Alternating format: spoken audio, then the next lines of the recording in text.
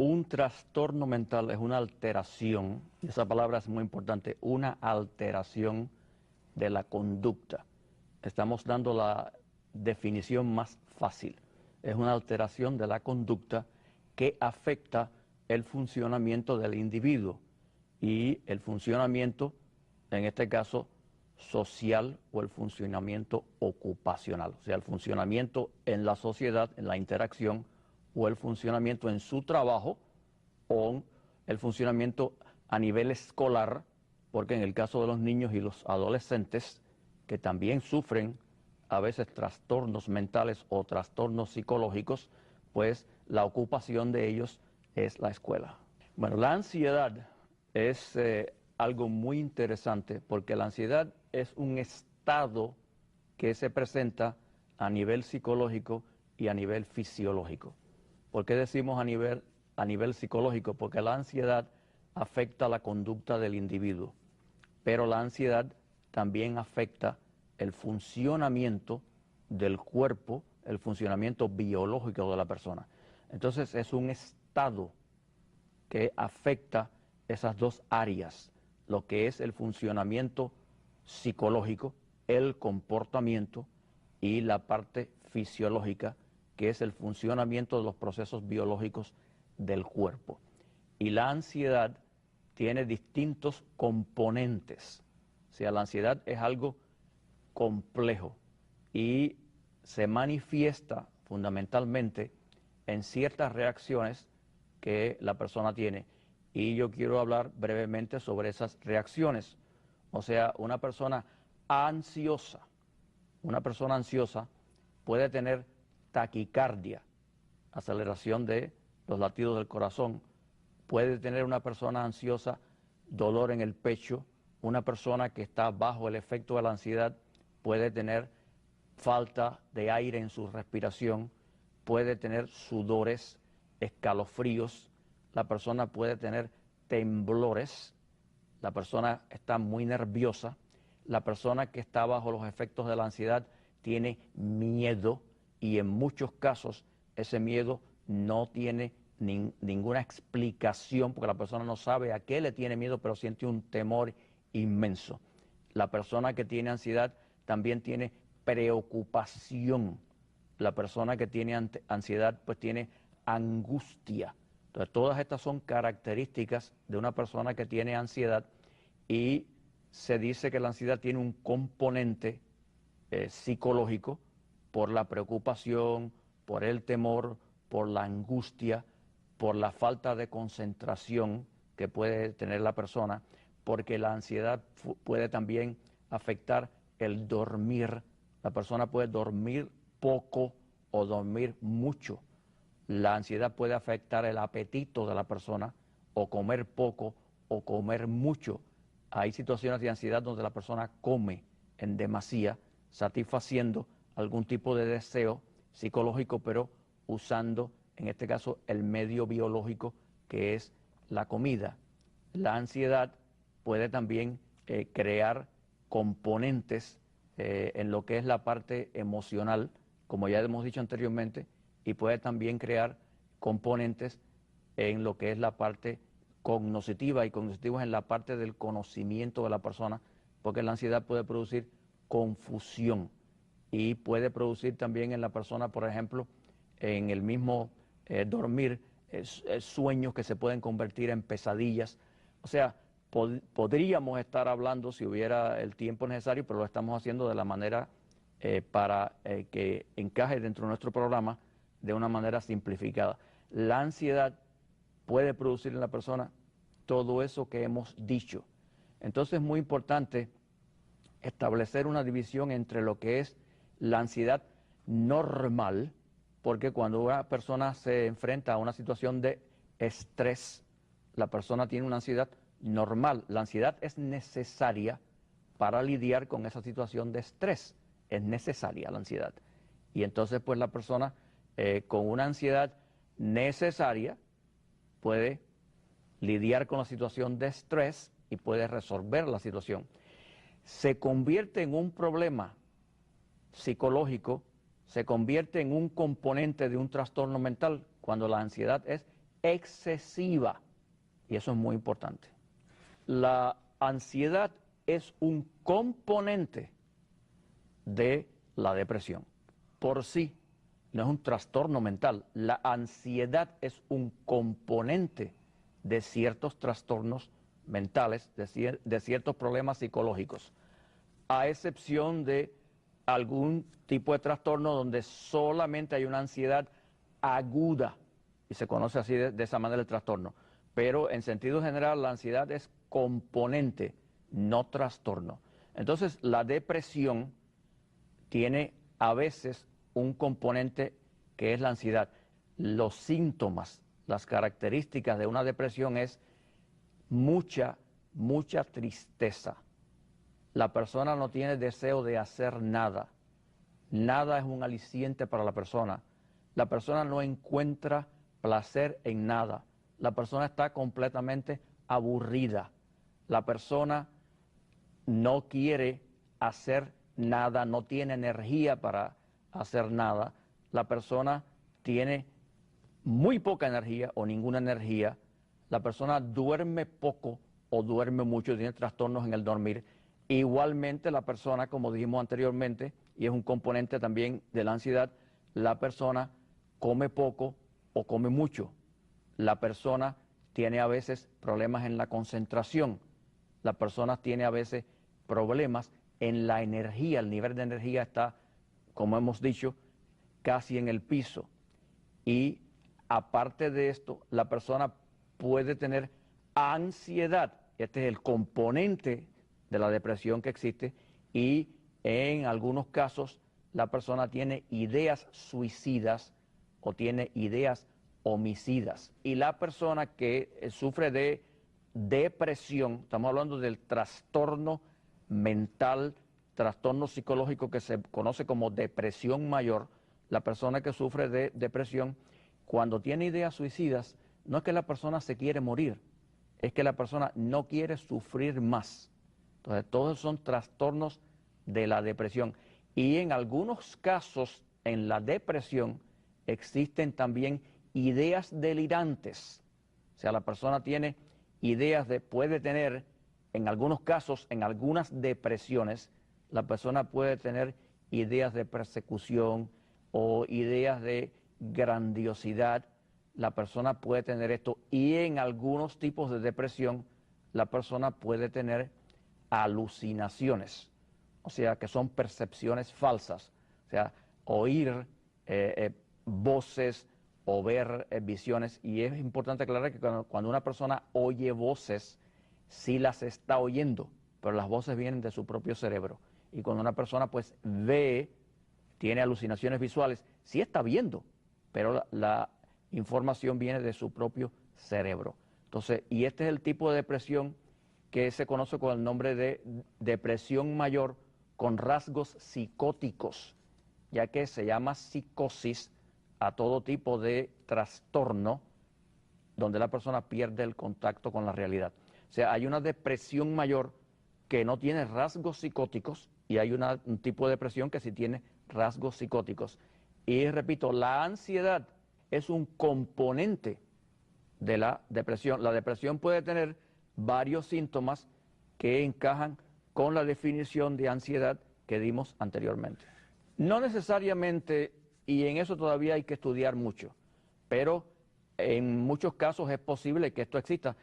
Si uno tiene un trastorno mental, un trastorno psicológico, uno lo está sintiendo, y a veces el origen del trastorno, porque es muy importante hablar del origen y lo que está después del origen.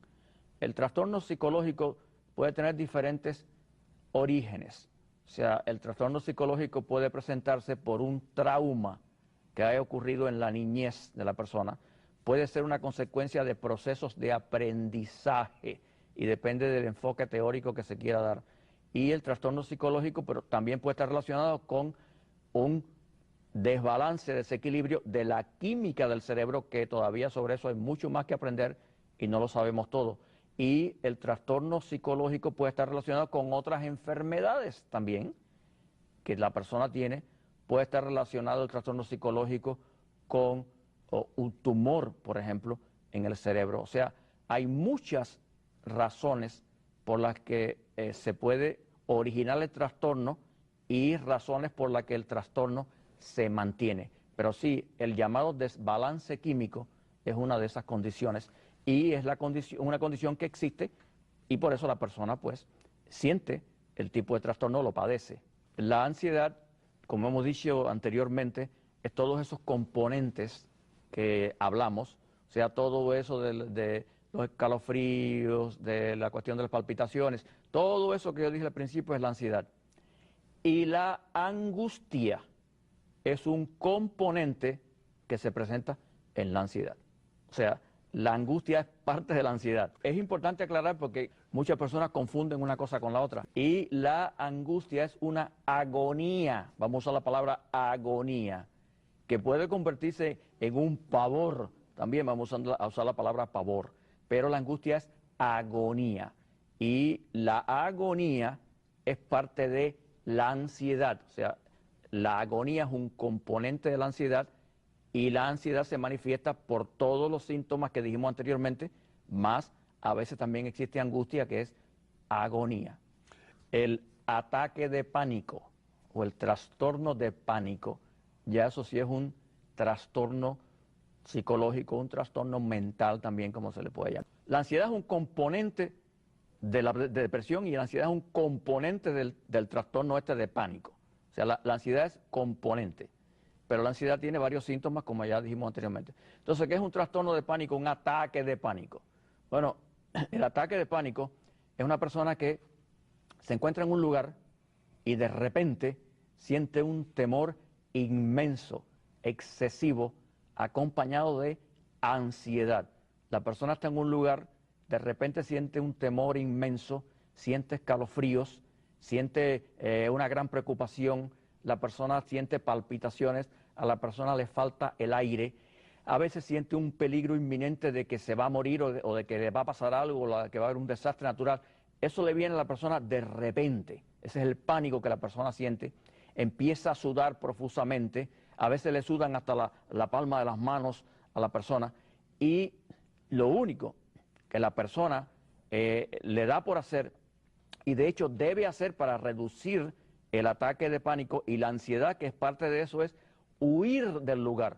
La persona sale corriendo del lugar y cuando huye de ese lugar se siente con más calma, comienza a calmarse. Ahora bien, el ataque de pánico se puede presentar con agorafobia o sin agorafobia.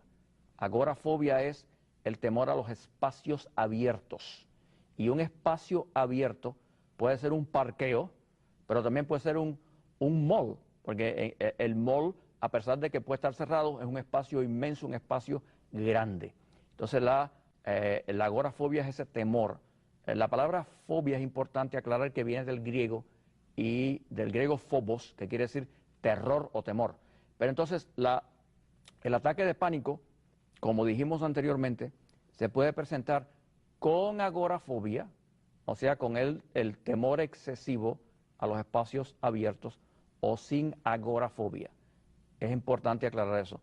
Y un ataque de pánico puede ocurrir en cualquier situación. Y claro, para la persona que lo padece es algo que es realmente incómodo y desagradable porque puede ocurrir en cualquier situación sin avisar y es algo repentino. Así que ese es el llamado ataque de pánico o trastorno de pánico, como se le llama hoy en día.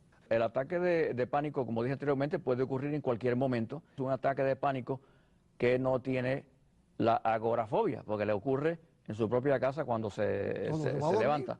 La respiración profunda es importante y ayuda porque la respiración profunda, aparte de que da aire a una persona que por sí le está faltando el aire, la respiración lenta y profunda da un efecto de calma a la persona y eso es muy importante.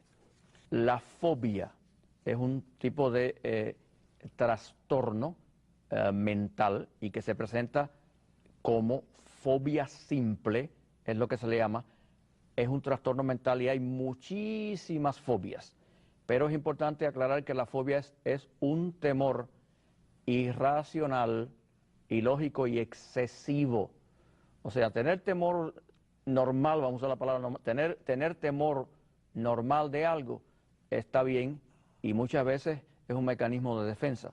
¿Ok? Porque si usted tiene un temor normal a una serpiente, por ejemplo, es un mecanismo de defensa. Usted no se acerca a la serpiente puede ser venenosa y puede morderlo a uno.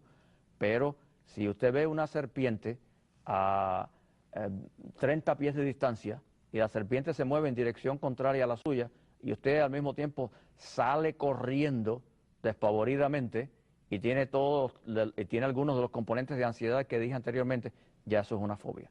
La claustrofobia es el temor a los espacios cerrados.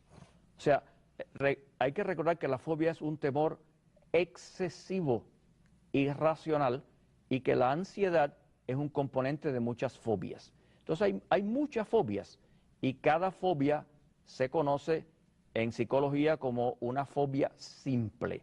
Es el trastorno de fobia simple, que es como se conoce. O sea, hay personas que tienen temor a la oscuridad, temor a los espacios cerrados, la persona que tiene temor a diferentes animales. Si una persona, por ejemplo, ve una cucaracha y la cucaracha está allá, y a mí, bueno, un ratón, una cucaracha, y yo veo el ratón a la cucaracha, no me gusta el ratón, no me gusta la cucaracha, pero bueno, me voy por otro camino y me olvido de que hay una cucaracha, un ratón, que si la cucaracha está lejos de mí, a mí qué me importa que la cucaracha esté por allá. Bien, eso no es problema. Pero si usted ve una cucaracha caminando sobre la mesa de su casa, de la cocina, y usted tiene que salir corriendo de su casa porque hay una cucaracha, eso es una fobia. Si usted ve un ratón y tiene que salir corriendo de la sala porque el ratón está en la sala y usted sale corriendo y al mismo tiempo que sale corriendo por haber visto el ratón, tiene ansiedad y por ver el ratón, pues tiene escalofríos, nervioso, empieza a sudar, la persona empieza a tener palpitaciones porque ve el ratón, la persona empieza a tener falta de aire, le duele el pecho porque ve el ratón. Eso es una fobia. La rana también, todos esos animales. Entonces, la persona que tiene una fobia, la persona sabe que el ratón no se la va a comer, que la rana no se la va a comer, pero no puede evitar la ansiedad. Y la única manera que tiene de rebajar esa ansiedad es usar el mecanismo de defensa de removerse a sí mismo del lugar. Y es muy importante que en el lenguaje psicológico de hace más de medio siglo, cuando una persona tenía un estado de ansiedad y usaba mecanismos de defensa para aliviar, para reducir esa ansiedad, a eso se le llamaba neurosis. O sea, la palabra neurosis no se usa mucho ya en el argot psicológico moderno, aunque hay muchos médicos que lo siguen usando. Pero la definición de neurosis es un estado de ansiedad y los mecanismos de defensa que la persona usa para reducir esa ansiedad. Así que desde el punto de vista de la definición de neurosis, todos nosotros somos un poco neuróticos, porque todos nosotros, cuando tenemos un estado de ansiedad o esta ansiedad se acerca, usamos mecanismos de defensa. Si hay una pelea en una relación de pareja y la mujer, pues, el marido le empieza a dar gritos y la mujer empieza a llorar, el llorar es el mecanismo de defensa y la mujer sale del lugar donde está la pelea y ese es el mecanismo para reducir la ansiedad que le dan los gritos. Y en el caso del hombre, el hombre empieza a dar gritos porque está ansioso por algo que él cree que la esposa hizo y ese dar de gritos son mecanismos de defensa para reducir la ansiedad. Así que desde cierta forma y por la definición de neurosis, todos tenemos un poquito de neurosis de vez en cuando. Las fobias, como dije anteriormente, son muchas fobias. Está también, por ejemplo, la fobia de hablar en público. O sea, cuando la persona pues tiene fobia de hablar en público. Hay casos que la persona pues le han dicho que tiene que hablar en público y como que se desmaya. Entonces, ¿cuál es el origen de la fobia? Bueno, el origen de las fobias es el origen de algunos trastornos mentales que puede estar relacionado con un trauma en la niñez. Pero en la inmensa mayoría de los casos, las fobias se aprenden. O sea, el temor se aprende, porque si usted es un niñito pequeño y usted ve que su mamá le da un ataque cuando ve una cucaracha, la próxima vez que usted vea una cucaracha, usted le va a dar el mismo ataque que le dio a su mamá, o sea, por imitación. Entonces, las fobias, en la mayoría de los casos, se aprenden. Cerrar la puerta, ir a la puerta 5, 6, 7 veces a ver si la puerta está cerrada, la persona tiene el trastorno compulsivo también de repetir muchos actos repetitivamente. La persona tiene el trastorno compulsivo de revisar la casa, detrás del closet, debajo de la cama, o sea, hacer muchas cosas repetitivamente. Todos estos trastornos de los cuales hemos hablado, el trastorno obsesivo, las fobias, los trastornos postraumáticos, que también son trastornos donde está presente la ansiedad, son trastornos, por ejemplo, que tienen ahora muchas personas que vienen de situaciones de guerra, pero puede ser el trastorno postraumático también, una situación de accidente que la persona ha tenido y después pues la persona sigue con esas ideas, tiene la experiencia, tiene también la persona sueños, pesadillas, todo esto. Medicación o medicamentos, si el profesional lo aconseja. La ayuda profesional es fundamental. Medicamentos sí son aconsejables, pero también la persona pues puede hacer algunos ejercicios de meditación, ejercicios de respiración lenta y profunda, o sea, y encontrar la raíz del problema y ser tratado de una manera profesional, y diferentes tipos de psicoterapias que son especialmente hechas para los trastornos en los que la ansiedad es un componente. Los grandes cambios que un enfermo experimenta en su vida al ser hospitalizado provocan un aumento de la ansiedad, produciendo distintas reacciones en estos cambios. Los cambios que producen mayor ansiedad son el relacionado principalmente con el dolor, el miedo a las consecuencias de una enfermedad, la falta de información sobre esta, añadiéndole también las técnicas que realizamos los enfermeros en donde los pacientes suelen ser sometidos. Las acciones de enfermería que a continuación nombro son importantísimas para la atención de estos pacientes. Utilizar un enfoque sereno que dé seguridad.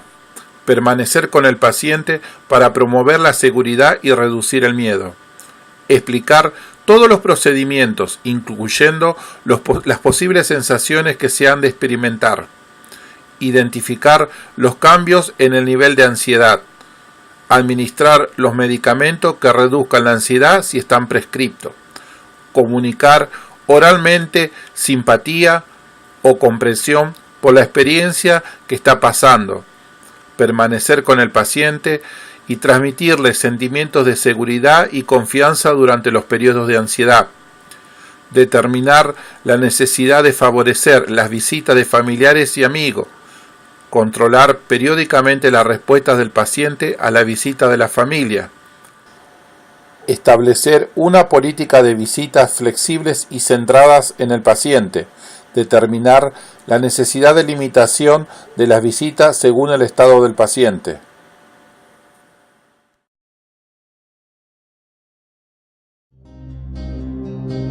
Sustancia: benzodiazepinas, conocida como ansiolíticos, pastillas para dormir, pastillas para los nervios, relajantes, tranquilizantes. Algunos de los productos comerciales más conocidos son Orfidal, Valium, Tranquimacin, Lexatin, Tranxilium, Rohypnol. El nombre y fórmula química depende de la benzodiazepina. Podemos destacar lorazepam, diazepam, oxazepam, clorodiazepóxido, alprazolam. Origen: breve historia. Desde la antigüedad se han utilizado hierbas y bebidas alcohólicas para causar sedación. El primer compuesto químico introducido para este fin a mediados del siglo XIX fue el bromuro. A principios del siglo XX se comenzaron a usar los barbitúricos, que en la primera mitad del siglo pasado fueron los fármacos que dominaron en el tratamiento de la ansiedad, el insomnio, la epilepsia y todo tipo de trastornos psiquiátricos. Ya en la década de los 50 se comenzaron a utilizar las benzodiazepinas, que de forma paulatina han ido desplazando a los barbitúricos debido a su mayor seguridad en el uso. Forma de presentación: grajeas, comprimidos, gotas y ampollas. Vía de administración: oral, inyectable. Efectos: Todas las benzodiazepinas tienen efectos ansiolíticos, hipnóticos sedantes y anticonvulsionantes. Los ansiolíticos mejoran el ánimo, reducen la ansiedad y facilitan el contacto social. Inducen a un estado de relajamiento muscular y somnolencia. En ocasiones, producen desinhibición, locuacidad, excitación y agresividad. Dosis elevadas provocan náuseas, aturdimiento, confusión, disminución de la coordinación psicomotriz, etc. Y los efectos secundarios más frecuentes son sedación, somnolencia, fatiga, pesadillas, mareos y lentitud psicomotriz, entre otros. Riesgos. La eficacia y relativa seguridad de estos fármacos los sitúan en primera línea en el tratamiento de casos de insomnio, ansiedad, cuadros depresivos, trastornos de pánico, fobias, epilepsia o simplemente infelicidad. El principal riesgo es su capacidad de generar dependencia y tolerancia. Cuando sea recomendable la utilización de estos fármacos, siempre se procura que el tratamiento no se alargue en el tiempo y que las dosis estén ajustadas a cada persona. La automedicación puede generar graves problemas de dependencia. Sus efectos, al igual que los barbitúricos, se ven incrementados con el alcohol u otros depresores del sistema nervioso central. La mezcla es peligrosa. Dependencia y tolerancia. Las benzodiazepinas producen dependencia. En tratamientos prolongados, estos fármacos pueden perder la efectividad inicial, aunque sigan manteniendo cierto control en la ansiedad. Esto nos indica que las benzodiazepinas pueden producir tolerancia. Síndrome de abstinencia. La retirada brusca del fármaco puede resultar peligrosa. Su abandono debe realizarse de forma gradual. El síndrome de abstinencia produce aumento de la ansiedad, insomnio, irritabilidad, náuseas, dolor de cabeza, tensiones musculares, palpitaciones, disforia y, en casos graves, convulsiones y estatus epilépticos.